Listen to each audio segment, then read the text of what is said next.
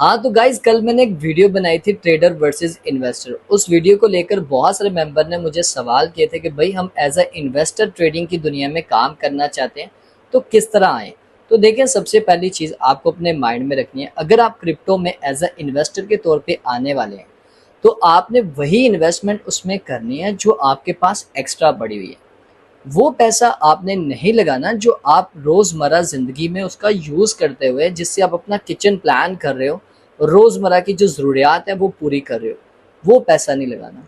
और दूसरी बात, आपने वो भी इन्वेस्टमेंट नहीं करनी जो आपने किसी से लेनी है। आप में से अक्सर मेंबर पता क्या करते हैं, वो इन्वेस्टमेंट लेते हैं किसी और से और फिर उसका यूज़ करते हैं कि भाई मैं आपको ना इतने परसेंटेज दे दूंगा, आप इतनी इन्वेस्टमेंट मुझे दे दो और मैं इन्वेस्ट करूंगा। तो ये भी आपने काम नहीं करना। और तीसरी गलती, बहुत सारे लोग आप में से लोन लेकर इन्वेस्टमेंट करते हैं, तो ये भी आपको गलती नहीं करनी। तो इन्वेस्टमेंट कौन सी करनी, वो इन्वेस्टमेंट करनी है जो आपके पास एक्स्ट्रा पड़ी है, वो इन्वेस्टमेंट जो आपके पास एक्स्ट्रा पड़ी है, जिसके जाने का आपको गम ना हो।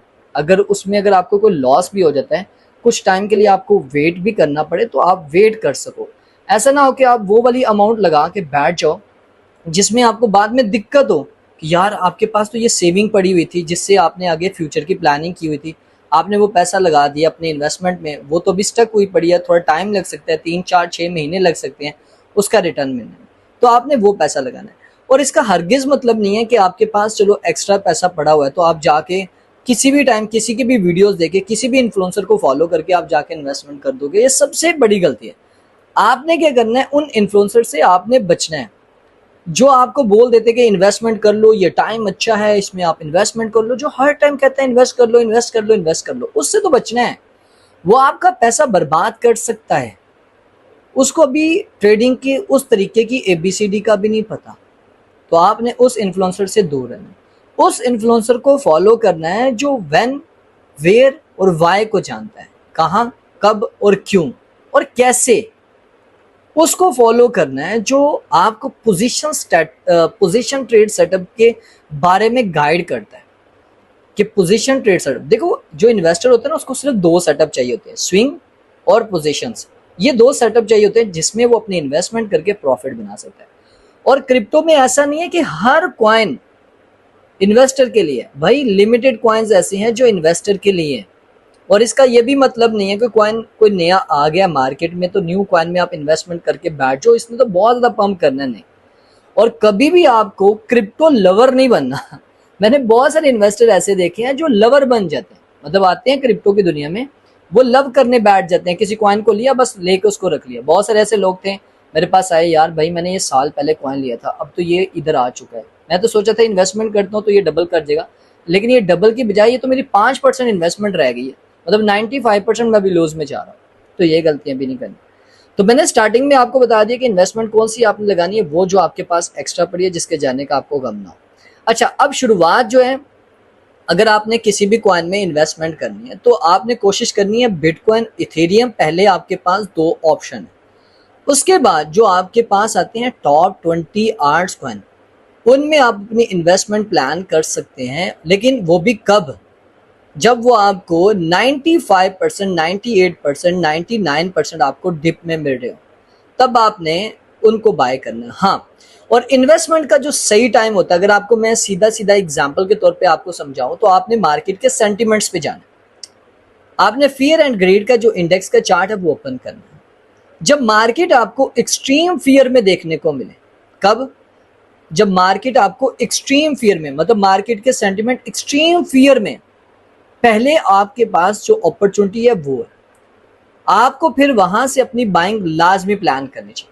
टॉप 20 कॉइन्स, उनमें आप अपनी प्लानिंग कर सकते हो, टॉप 50 कॉइन्स तक भी जा सकते हैं, ठीक है, उन कॉइन्स में आप कर सकते हो, क्योंकि वो एक बेस्ट टाइम होता है जिसमें आपको इन्वेस्टमेंट करनी चाहिए, जब एक्सट्रीम फियर का होता है जोन। और होना चाहिए 8 10 12 14 के दरमियान में हो, पॉइंट्स मैं आपको बता दूं, तब आप अपनी वहां पर इन्वेस्टमेंट कर सोच सकते हैं। और ऐसा चांस मिलता है साल में 1 या 2 बार।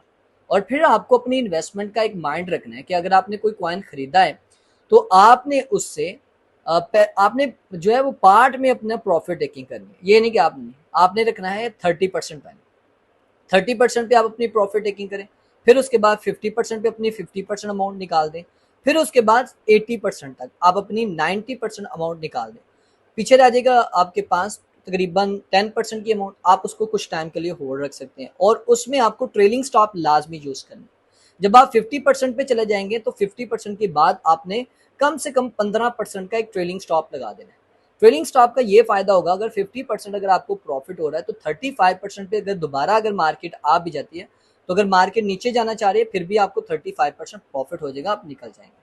तो आपने मेन पॉइंट याद रखना है कि जब भी एक्सट्रीम फियर सेंटिमेंट देखने को मिले तब आपने अपनी बाइंग करनी है। और दूसरा, आपने एक डाटा है जिसको हम कहते हैं आर्ट्स कॉइन का इंडेक्स का चार्ट, ठीक है, उसके ऊपर भी आपने चले जाना है। आर्ट्स कॉइन इंडेक्स चार्ट अक्सर मैं शेयर करता हूँ अपने वीडियोस में, तो आप जा सकते हैं वहां पर। और वहां पर जब आपको लेवल देखने को मिले 7-8, कौन सा लेवल बोल रहा हूँ, 7 या 8 के लेवल के ऊपर आए, वो पॉइंट्स होते हैं साइड के ऊपर आपको नजर आएंगे, वो 7 या 8 या 6 के पास आपको देखने को मिले, तब भी आप वहां पर अपने इन आर्ट्स कॉइन में बाइंग कर सकते हैं। लेकिन उस वक्त आपको थोड़ा वेट करना पड़ सकता है अगर आप उसकी बेस पे करेंगे। लेकिन सेंटीमेंट की बेस के ऊपर आप करते हैं तो आपको ज्यादा वेट नहीं करना पड़ेगा, आपको 1 से 2 महीने में आपको रिजल्ट मिल जाएगा। और आपने कोशिश करनी है कि आपने जब भी अपनी बाइंग प्लान करनी है अपना प्रॉपर रिस्क मैनेज करके करना, और सारा फंड एक कॉइन में नहीं लगाना, डीसीए करना है लाजमी। आप उस इस तरह कर सकते हैं, अगर आपको एक्सट्रीम फियर में मिल गया है तो आप वहां पर अपनी 30-40% अमाउंट यूज कर सकते हैं। अगर मजीद थोड़ी और नीचे चल जाती है फिर आप यूज कर सकते हैं, और आती है फिर कर सकते हैं, फिर आपको होल्ड रखना है और माइंड को एक प्लान देना, एक पैगाम दे देना है कि 1 क्वार्टर तक मैंने अपने इन कॉइन्स को होल्ड रखना है। तो ये एक बेस्ट चांस होता है इन्वेस्टर के लिए।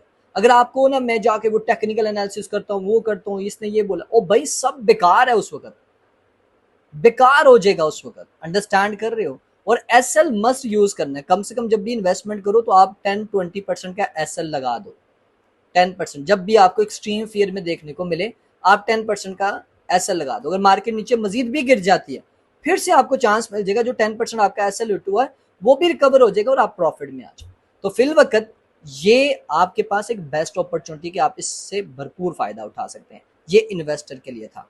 अगर आपको ट्रेडर से रेलिवेंट अगर आपको कुछ और जानना है तो मुझे कमेंट में आपने बताना है, मैं आपके लिए और भी बहुत सारी चीज़ें लेकर आऊँगा। और हाँ, एक मैसेज मैं आपको स्टार्टिंग में ही देना चाहता था, I am not a financial advisor. मैं जो कुछ भी आपको यहाँ पर बता रहा हूँ ये सिर्फ एक एजुकेशन पर्पज़ के तौर पे सारी चीज़ें मैं आपको बता रहा हूँ, और प्रॉफिट एंड लॉस इस मार्केट का हिस्सा है।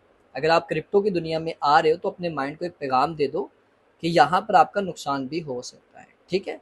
बस आपने कभी भी इमोशंस की सुनकर आपने कोई भी डिसीजन नहीं करना।